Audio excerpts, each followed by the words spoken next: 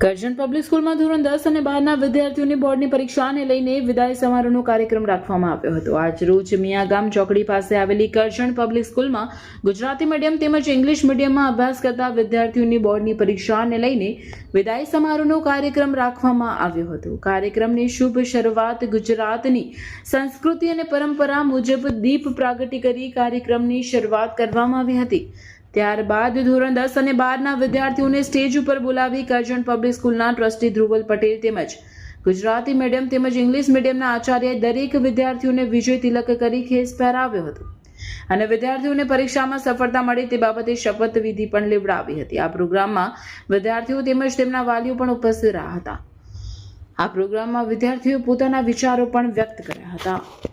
આજ રોજ 20 ફેબ્રુઆરીના રોજ કરજણ પબ્લિક સ્કૂલના પ્રાંગણમાં અમે ધોરણ 12ના વિદ્યાર્થીઓનો ફેરવેલ અને ધોરણ 10ને બ્લેસિંગ સેરેમનીનું આયોજન કરવામાં આવ્યું હતું, જેમાં અમે દીપ પ્રજ્વલિત કરી અને સરસ્વતીની કૃપા દ્રષ્ટિ અમારા બાળકો પર બની રહે અને એમના આશીર્વાદ મળે એનું આયોજન કરવામાં આવ્યું હતું।